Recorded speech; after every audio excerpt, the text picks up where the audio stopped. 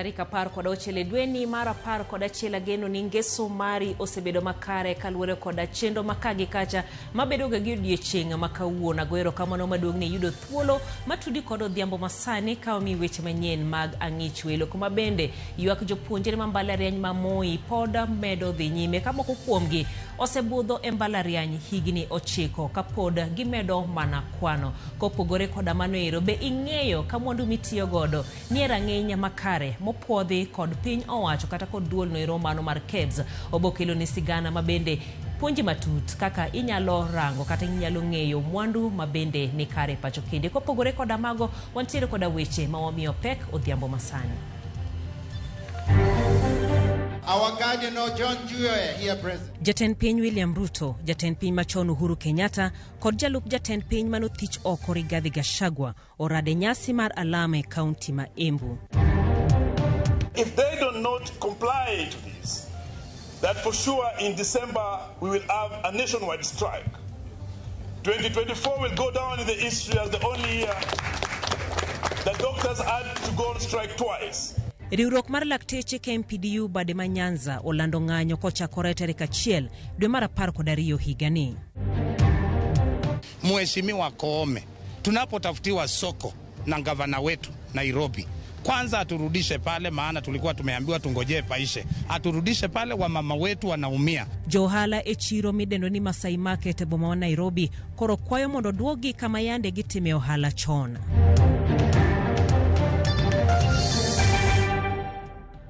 Arwaki ni machegi kende bed koda nyaka giko nyinga jailieta jaloko marwa en Elizabeth Otieno.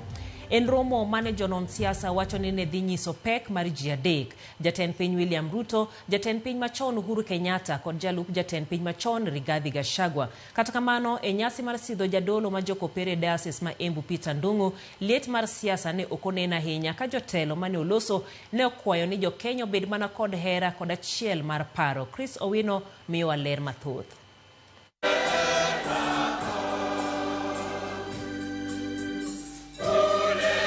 Nyasi mar sidho jadolo mar 4 mar jokopere Diocese ma Embu Peter Kimani Ndung'u obedo siwandha mar kelo kanyakla jotelo mag siasa ma osebedo ka ok nere wang' gi wang' e pacho kae. Jatend piny William Ruto kod jatend piny machon Uhuru Kenyatta oromo kuom thuolo mokwongo e tado achiel bang' siemore wang' kuom thuolo malach.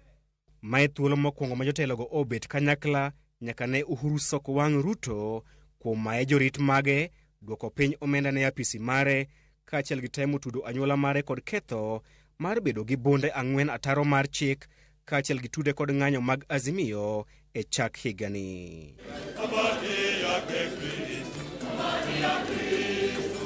Kata kamano, Uhuru mane nenore ka chunye opong' gi mor oyudo rwak masironyo kowuok kuom jopiny samoro amora mane oluong nyinge kendo kwayo jotelo ma pacho kae mondo oyal injili mar kwe, achiel mar oganda jo Kenya, luor e kindgi kaachiel gi weyo siasa mag akwede. Tuombee nchi yetu, tuombee amani, tuombee uwiano kati ya viongozi na wananchi, tuache mambo ya ukabila na tupendane. Sisi wote ni wa Kenya na Kenya haiwezi kufaulu watu wakiwa na utengemano, wakiwa watupiana maneno, wakiwa hawaheshimiani. Vile tumesema bishopu hawaheshimu, nyinyi mutarudisha hiyo. So viongozi pia muheshimu wananchi na watarudisha hiyo heshima. I pray and I plead with the church to continue praying for our country, that we may live in peace, harmony. We may have a secure country so that we can be able to worship God and raise our families in the country that God gave all of us. Uhuru omoro jo Kristo mane oyuoro e nyasino bang' wacho ni kindegi onge weche mang'eny kendo ong'icho mana kod wang'e. Mimi sina mengi ya kusema. Najua mimi sasa siku hizi mimi sina mastori mengi. Mimi naangalianga tu TV.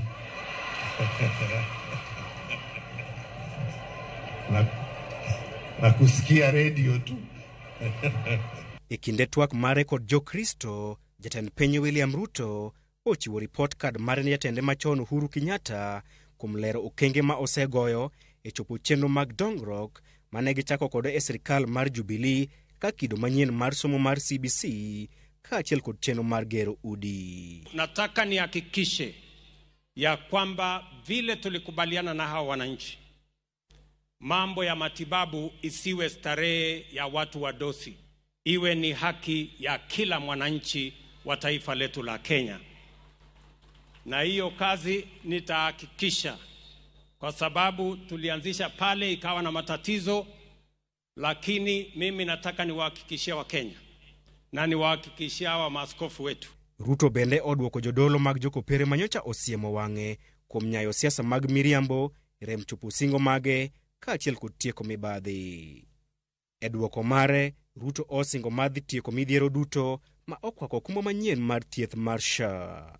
Na niwahakikishia wa maaskofu wetu, vile wametusahihisha kwamba kuna makosa hapa na pale, hiyo makosa tutarekebisha, kwa sababu universal health coverage is a must do, because indeed it will make the difference and make sure no citizen is left behind.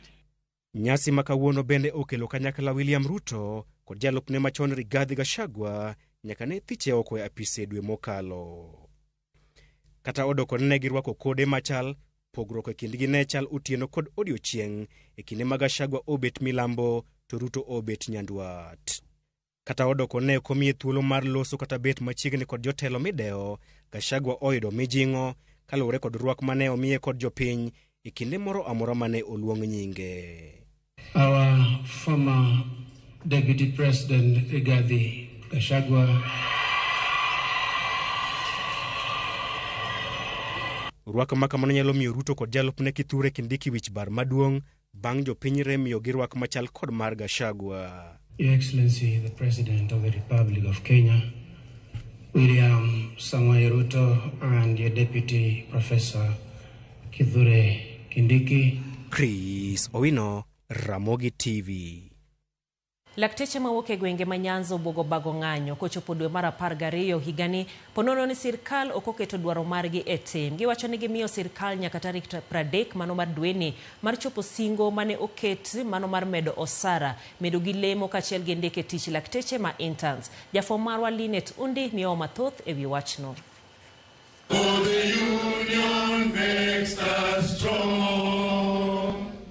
Kane gilose romo mar lakteche mawuok e gwenge ma Nyanza, jagoro maduong' mar KMPDU David Atela owacho ni gidhi riwore gi lakteche mamoko ma pachoka kendo gimiyo sirikal ndalo 14 mar chopo singo mane giketo e kinde mane lakteche obago ng'anyo dwe mar 5 pachoka.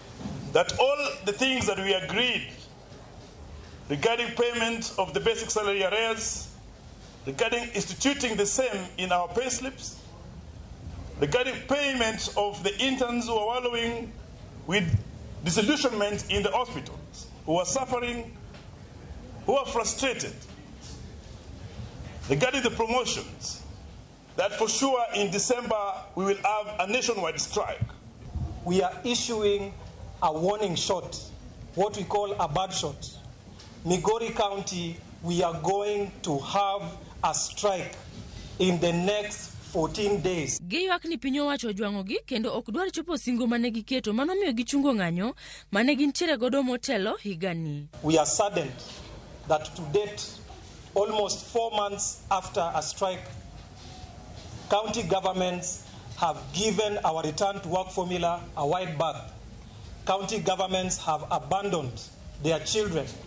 County governments have abandoned their workers. And there is a common feeling across each and every branch that government has dishonored the agreement that we signed with them.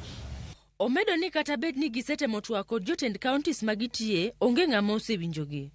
Despite our pleas, despite our diplomacy, we have been faced by doors being shut on our faces. We are also giving them a bad shot. Sooner rather than later, we are beginning an industrial action in Siaya County. Giwacho ni ponono sirikand kaunti kachiel gi sirikand piny owacho mamalo okotimo dwaro margi mapiyo kaka dwarore, to ma e higa ma jopiny biro paro ndalo duto kaka higa malakteche nong'anyo diriyo e higa pachoka. That if government does not respond to our demands or the things that we implemented, because we have initiated a contempt against all the governments, 47 government and national government, that if they do not comply to these, that for sure in December we will have a nationwide strike. 2024 will go down in the history as the only year that doctors had to go on strike twice. The union makes us strong. Linet Undi, Ramogi TV.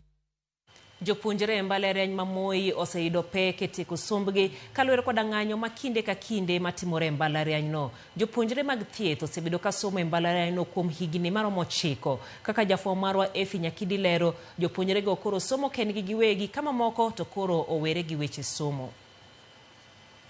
E mbalariany ma Moi, klese ni nono kendo kwe kapisoko. Kombe oluo, ranyisi mar lek mochung'. E skund thieth, jopuonjre manodonjo kae ka nigi geno mar yudo tiegruok makare nigi kuyo ahinya. Pek mar koso somo kaluwore gi ng'anyo ma kinde ka kinde ochungo lekgi. Lindegwa manoyudo grade mar A tok penj mar KCSE kachiel gi jowetege mamoko ne nigi mor mokadho mar riwore gi mbalariany ni. I still remember the joy that everyone had because I was top in Nyandarua County. So I was called by Equity Bank to go and work there as a top girl. So it was a very big celebration. Yeah. It's been long. We joined the school in October 2016. So this is our 9th year. We've done already our 8 years. Kaluwore kod ng'anyo mosedhi nyime kuom thuolo malach, moko kuom jopuonjre osewuok skul kama moko to koro somo kigin gi paro mar ni chenro mag mbalariany no biro dok makare machiegni. It's been very tiring. It has been draining in every way. We're physically drained. We're mentally, emotionally drained. We're financially drained at this point. It's been a very, very long stay for us. We came with very lofty ambitions. For me, I wanted to be a neuro-ophthalmic surgeon, which is a subspecialty in ophthalmology. And the dream, we don't want to give up on our dreams because we are very strong. Nejo ponjregi, odiochieng' kodiochieng' gitemo matek mar chopo lek margi, mar ni ok ginyal chako tich kaka lakteche nyaka kanyo masidhgi ma giyudo boke mar tich tok tiegruok kuom higa achiel kendo. Their first year in the campuses, those are people who, while we were joining campus, they were in class 4. So when I go back home, you know, this bright student who topped the district, they think that sort of medical school has become hard for me, and I've repeated quite a number of times. The notion out there is, first of all, maybe I dropped school, or I have decided to do other things apart from what I'm supposed to do in school, but that is not the case. We have just been delayed by this institution and the country at large. We are your children. We didn't want to be here. I mean, we're all bright people. We deserve better. And, I mean, we cannot do anything as students, but they can actually get us back to class, because that's what we really want. We are actually frustrated of staying here for that long. Som jopuonjrego noroch kod tuo mar COVID-19, ng'anyo mar lakteche bwo riwruok mar KMPDU kod kar thieth mar Moi Teaching and Referral Hospital. But there are those who have severe mental issues. Stress has affected many of our students. In fact, like the 6th year medical students, last week they were undergoing a therapy by our colleagues in MTRH. Efi Nyakidi, Ramogi TV. Wacho mar Kenya kod ma Tanzania tiyo kod yore mag tuke kod mamoko mar bero winjruok e kind ogendni modak e tong' Kenya kod Tanzania mane sub county ma Muhuru South mayudore e piny Kenya kod Rorya mayudore e piny Tanzania. Jojuma ni kod ler mathoth. Tong' mar piny Kenya mayudore Nam Lolwe kod kata e lowo osebedo kod ywaruok mathoth ma otende kod wechego mag lupe nam lolwe mag ohala kod mamoko. Mae osebedo ka koro kelo aginga e kind oganda mawuok e pinyno mar Kenya kod mago mowuok e piny malibamba mar Tanzania. Mae bende osethiro chenro mopogore opogore ma oting'o ohala kaachiel kod kata mano mar lupo e nam lolwe e kind ogendni ariyogi ma odak e tong'no mar piny Kenya kod Tanzania. Tong' Kenya kod Tanzania ma oyudore sab kono manyatike gin moko mago mosebedo kod ywaruok e weche mag lupo kod mamoko. E okang' mar tieko ywaruokni kendo jiwo winjruok makare e kind ogendni ma odak e tong' pinje ariyogi, tend arita kwe mogwego mag Rorya e pinyno mar Tanzania kaachiel kod man mawuok e gwego mag Mihuru South e piny Kenya ka otende kod jodak dhi nyime kod loso winjruok makare e kindgi ka gitiyo kod weche tuke kaachiel kod mamoko. Gimokelo kawuono kaka mpira ni anyalo kwayo ni jo piny ma Tanzania bende wabro luongogi umbende gibi Kenya mondo arita mar kwe mae aluora kata mae boda obed maber nikech washare kod jo Tanzania gik mang'eny machalo nam, wariwo kodgi nam. Jo Tanzania makelonwa chiemo ng'enyne, gikelonwa gik machalo makaa mwatiyogo kocha mar chweko. Lengo letu hasa ni kuimarisha ushirikiano ulioko kati ya wilaya hizi jirani. Nyatike iko Kenya, ni jirani zetu, na Rorya iko hapa Tanzania. Na lengo letu hasa ni kama nilivyosema ni kudumisha ushirikiano, undugu na urafiki. Uchumi yetu itapata boost ile tunahitaji, na pia tunatembea na viongozi na viongozi wa Rorya na viongozi wa Nyatike South wanapata fursa ya kuongea pamoja ili tuendelee mbele kama nchi zote mbili wenye tuko kwenye ile jumuiya ya East Africa. Nashukuru sana kwa wenzetu kuwakaribisha kuja kwetu hapa ili kujengeana heshima na ujirani mwema. Hao wenzetu tunashare nao ziwa, lakini vile vile tunaheshimiana nao. Jalup County Commissioner Masab kwenu Nyatike South Anderson Ayuka kod nyawadgi Rorya e pinyno mar Tanzania Dr. Fania Ure wach ni loso winjruok e kind ogendni mawuok e pinje ariyogi dhi bero wechego mag ohala, lupo kaachiel kod mamoko. Masha kama hizi kwa sababu sisi ni mandugu, sisi ni majirani, huwa zinaendelea kutuweka pamoja kijamii. So tuko na fursa kubwa kama nchi zote mbili kuexploit ile resources upande wote mbili. Kwa mfano kwenye ziwa ukiacha utalii tunavyo ile vizimba fish caging hapa kwetu tunavyo, lakini pia ni eneo ambalo lina nafasi kubwa. Kwa hiyo tunawaomba sana wale ambao wana fedha, wana mtaji, eneo hilo linalipa zaidi tunaliona, na tuna wawekezaji karibu 10 kwenye eneo hilo, na tutapata nafasi pia kwa wale ambao wanataka kuviona vizimba vinivyo tutawapeleka. Pinje ariyogi bende koro geno chiero kata yorego mag wuoth e nam lolwe bang' keto winjruok makare e kind ogendni ma odak e pinjegi. Ukiangalia Lake Victoria, hata ukiangalia siku za nyuma za East African Community, tulikuwa na usafiri wa moja kwa moja kupitia kwa maji. Naimiza hata serikali zote mbili tufufue hiyo usafiri ili wananchi wetu, wafanyabiashara wetu wapate nafasi. Tunazo changamoto ndogo ndogo na mara nyingi huwa tunashirikiana kati ya DC wa Nyatike na DC wa Rorya, mausidi polisi wa timu hizi mbili wanashirikiana, marini pia wanashirikiana. Oganda gi ma odak e tong' piny Kenya kod Tanzania e gwego mag Rorya kaachiel kod Nyatike South chano bedo kod romo ma oting'o mago mag tuke, mago mag ohala kod mamoko e pinje ariyogi mondo gikony e tego winjruok kaachiel kod dongruok. George Juma, Ramogi TV, Migori. Wadhi nyaka kaunti ma Siaya kuma jodak e gwenge ma Kambaje sub county ma Bondo Siaya County koro nyalo chiwo pachgi e wi chenro mayudore kar thieth ma Kambajo e yor mbui ma kaluwore kod okang' ma koro ketie kar od thieth no kod riwruok moro mok mar piny owacho midendo ni nyimine CBO mageto bero yore mag thieth. Tracy Iminza ma en jakanyo e riwruogno lero ni chenro no biro jiwo jopiny mondo chiw pachgi e bero thieth makanyo kaachiel kod keto mijing'o kuom jopiny mondo dhi e ute mag thieth. Chenro ma kamae bende giwacho ni yudore od thieth ma Kapiyo kaachiel kod mano mar Bondo sub county ma bende osebero rang'iny mar chenro ne jopiny.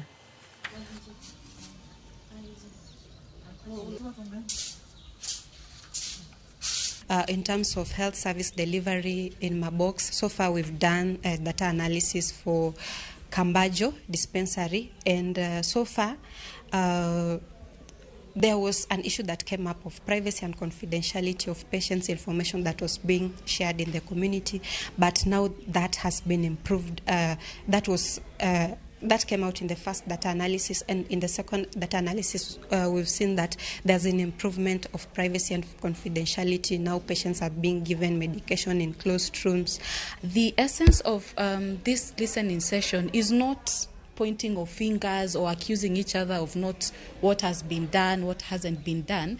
It is to provide a safe space where the three parties involved are able to articulate and share their experiences when it comes to accessing health within the facilities, as well as the provision of those services within the facilities, and have a platform where they are not only able to share but also come up with solutions to some of the gaps that may be identified.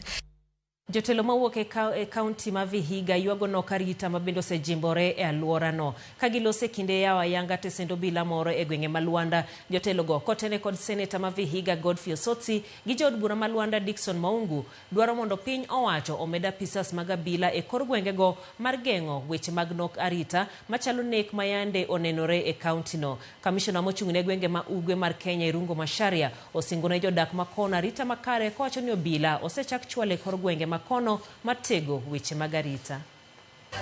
Katika Luanda yetu hii, ofisa wetu hawana vifaa vya kazi. Kwa mfano gani? Ukienda kule OCPD, OCS wanatumia gari moja ambayo inaserve area hii wote. Ni kwamba tupate vifaa vya kazi kama gari kule Luanda, na hapa OCS anapoingizwa siku ya leo, ningeomba kwamba tukue na gari ambayo itakuwa hapa kwa OCS ili inaweza kufanya area hii ya Luanda South. Mahali usalama imefika, sisi tunataka watu wale wanaitwa reservists pia waletwe, wapatiwe raia wale wanaitwa reservists, wapatiwe bunduki, wasaidiane kwa mambo ya usalama, sababu hatuoni vizuri wananchi wetu wanakufa kiholela. Kwa hivyo bwana commissioner, ukirudi Nairobi, juzi nimekuwa na Raymond Omoro nikamwambia haya mambo mimi nasema. Katika hii eneo letu la Vihiga na Western kwa ujumla, tumefanya mabadiliko kwa maofisa ya usalama, tumefanya mabadiliko kwa maofisa wetu wa ngao, tutafanya mabadiliko mengi mpaka tuhakikishe tumepata wale maofisa wanafaa. Lakini pia mjue kwamba huyo mhalifu ambaye anatusumbua hapa anaishi wapi? Report no ema bende koro terowa e yueyo mokwongo dakika 21 mosekalo tok sa achiel mar otieno. Awuoro ng'anyo miyo nyithindo ywak nikech lekgi koro kethore mano mar tieko sombgi. Iwacho ne sirkal mondo chop singogi mondo jopuonj owe gomo mano dhiambo mbeche. Min pilot mar Ndhiwa iwacho ni neno kintiere koda nyar God Mesa mosiepni. Erokamano ero kuom leronwa weche matimore Kenya kendie. Teddy Abala kantiere Gotodongo Ramogi neno maler ka iwacho ni en mana lamo ne piny Kenya mondo nek ma aoyaye oru mano Pastor Mondo Tiche mar game onyenyore. Brother Favor Joel Onyango wacho na musi kanyo untiere ka uneno weche manyien mago mag ang'ich welo. Kama chielo en mari kindi wacho ni jala ntiere kodi Nairobi umoja tu. Sara Singa erokamano ahinya kuom ote mari. Jodolo ne wacho ni sirkal riambo. Jo sirkal owuok oko mar kwedo jodolo. Sani lecturers ni ng'anyo, lakteche obogo ng'anyo. Ang'o matimore mano Kanyiro Fred Usuru kantiere gwenge mag Dandora. Mago mana moko kuom ote mabende ichwalo na kendie. Wadhi e yueyo machop pod waduogo gi weche mathoth kik idhi mabor.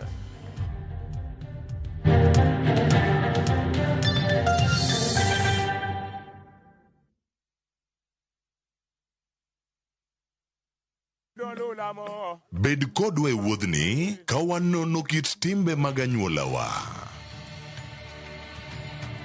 Oyundi no ne ni en winyo mayot. Sama no dhi chiemo, ng'ama ok ohero tich matek. Koro nyako ringi kodhi chiemo. Ema nomiyo chake kamano.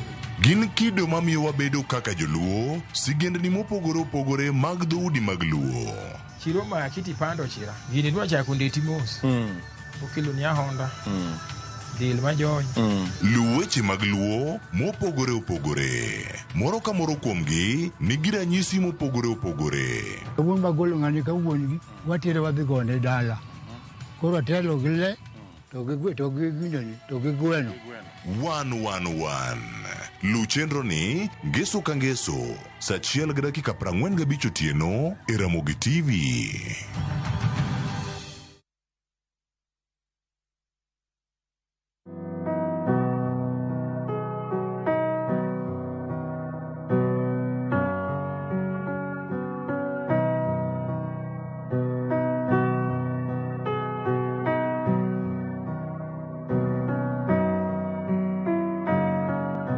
Dial *811*404# to get Jesus Paid It All as your skiza tune.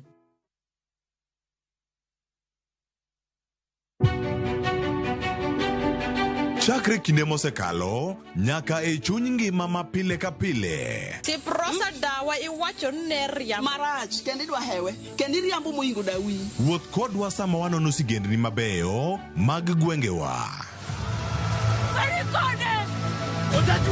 Ng'e ber kod rach, mor kod kuyo ma ng'ato nyalo yudo e wuodh ngima. Asai mama. Nasi kwiri ni okan mama ukiche kilunga gi nying noero. Mama nyisi. Riuri kodwa mondo wane sinema mabeyo ahinya ma owinjore wawinj kendo wamorgo.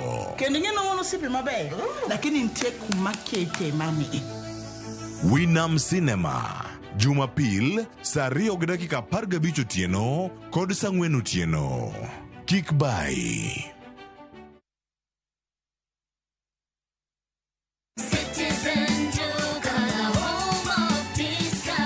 This week, Citizen Duka and Quickmart are bringing you an amazing deal on grocery shopping with Mama Soko. Enjoy skuma and spinach at just 20 shillings each, carrot at 99 shillings per kg, and onions at 69 shillings per kg. It's super easy. Just dial *487*5#. Choose what you need, make your payment, and get a message to pick up your order at any Quickmart supermarket near you. Fresh produce, great prices, and no hassle. Shop Mama Soko today with Citizen Duka. Citizen Duka, the home of discount.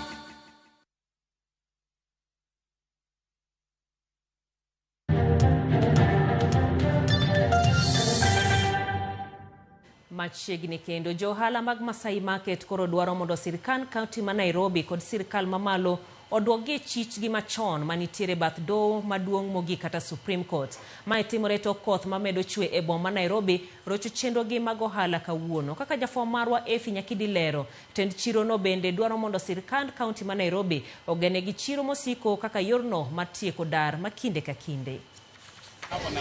Ma e chal mar Masai Market. Johala reso gigegi manyo pio yuoro. Ma to koth mochwe kawuono rocho chenro mag ohala e chirono.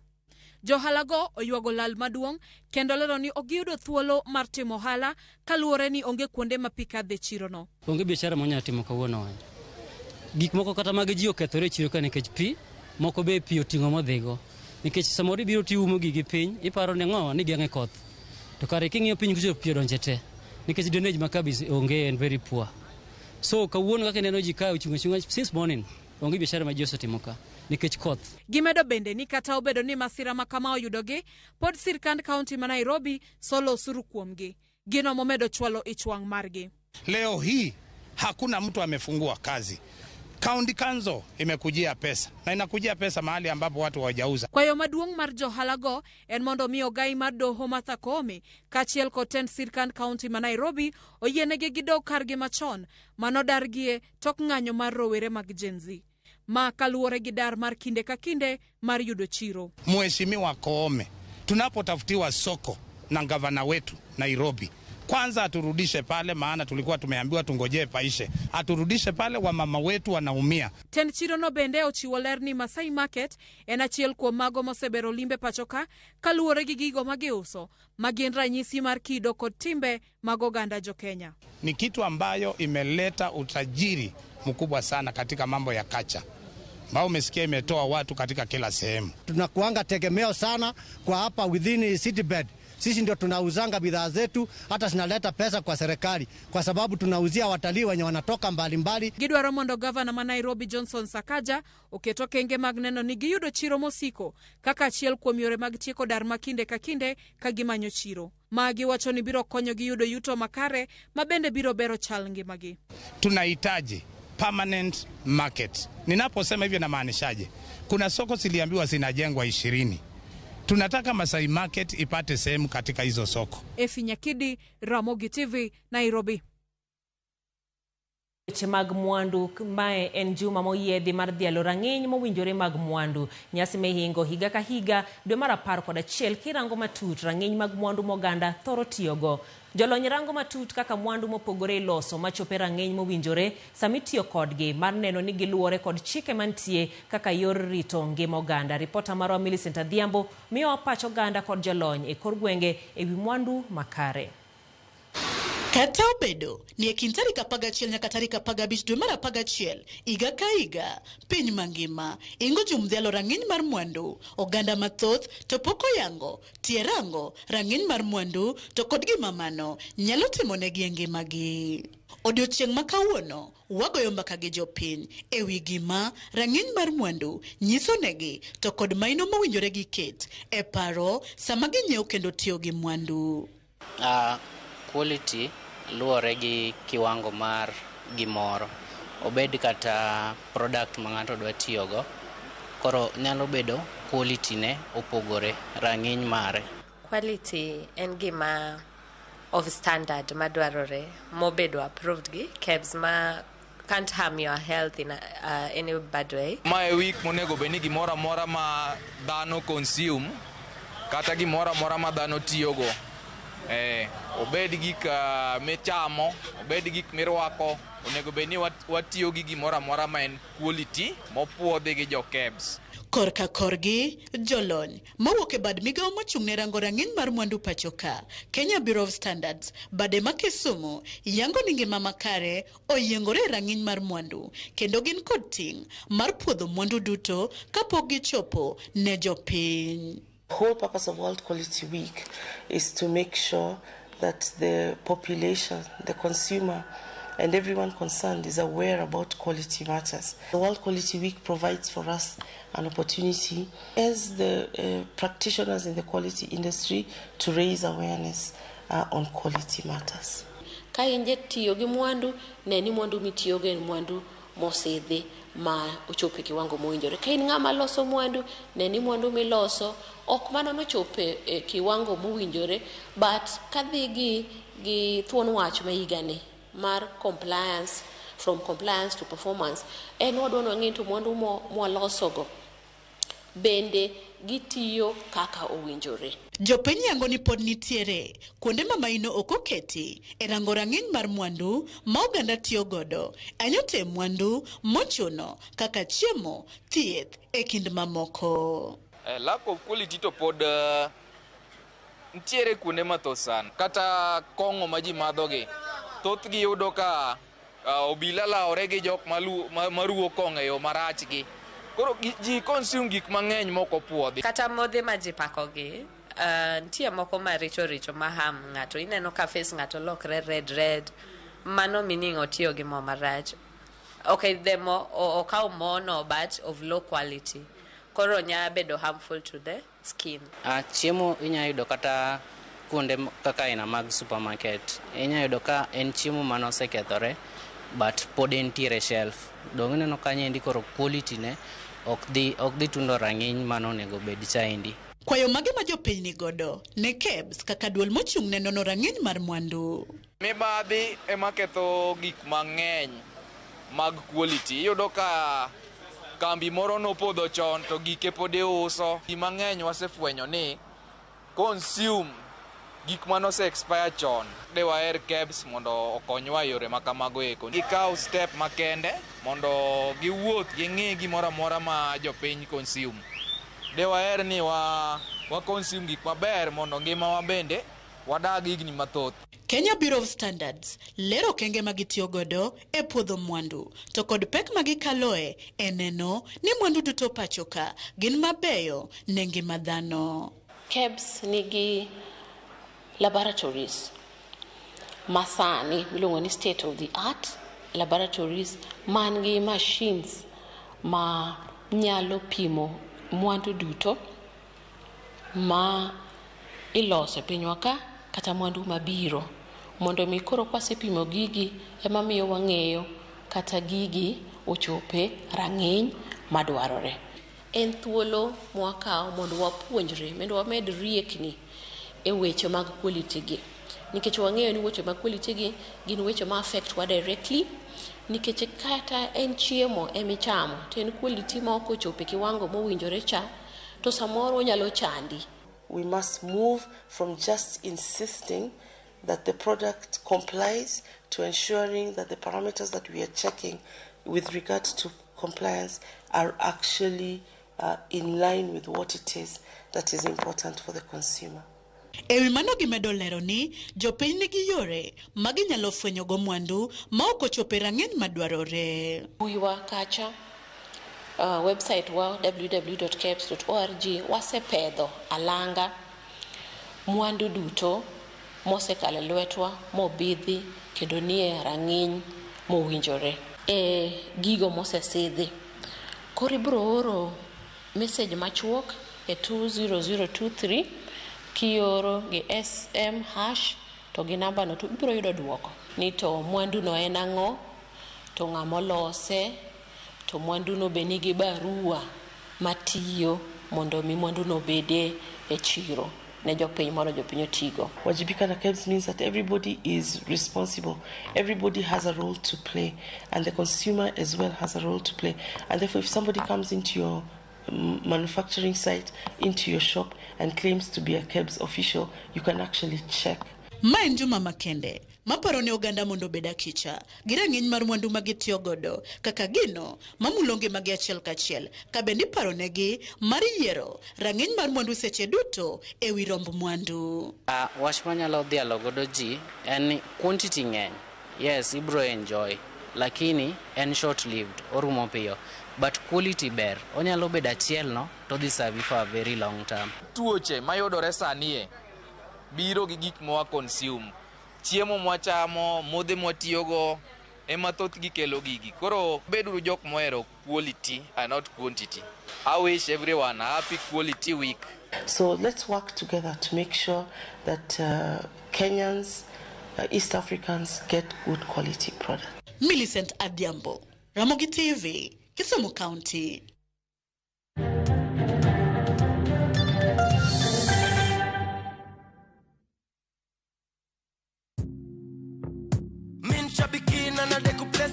My name is John Dungu Mwangi from Subukia. I've been participating in Aviator for quite some time. I've been praying that one day luck will be on my side. I'll continue playing because there are stakes there that are higher than what I got. I won big on Shabiki Aviator. Changamkia Aviator on Shabiki.com. Not for persons under the age of 18. Authorized and regulated by BCLB license number 428.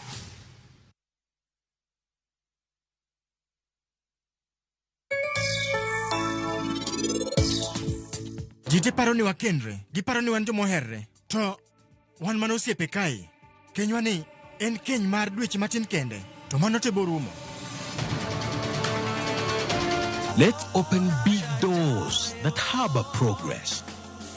In all the places that we are. KCB ni yangu. KCB ni yetu. KCB ni yetu. For people, for better.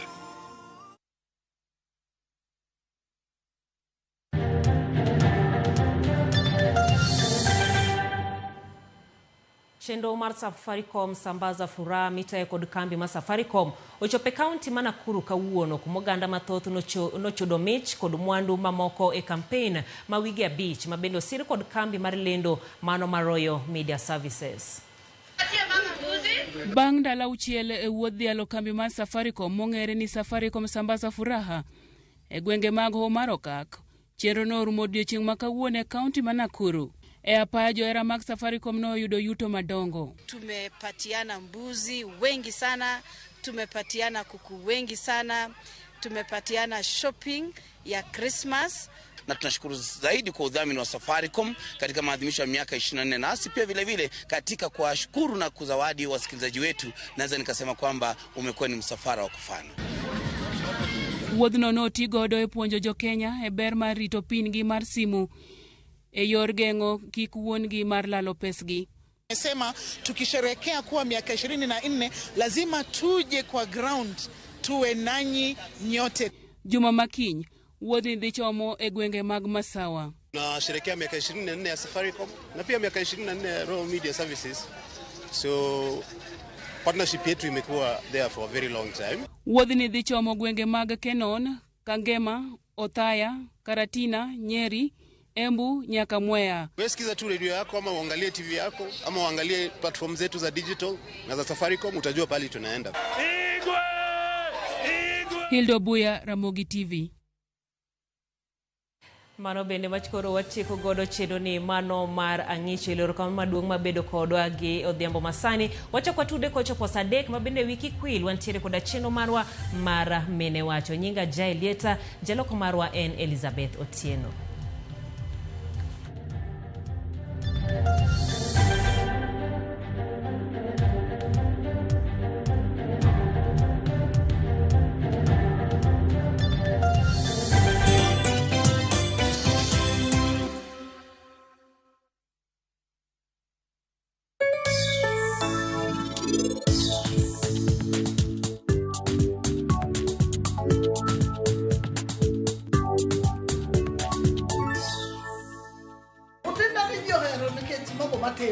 Mogo mar dole oyom opilne otedo mandas otedo nyaka sambusa vilos kodo o ero kamano mane.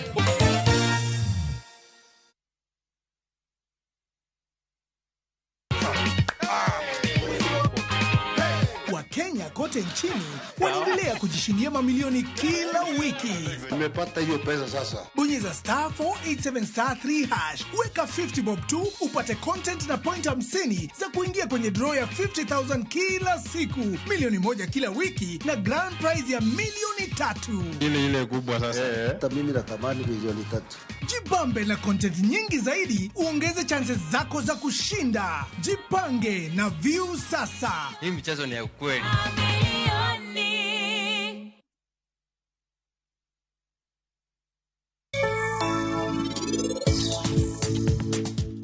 Onego beni wawuondani wan dhako gi dichuo kendo wakendre.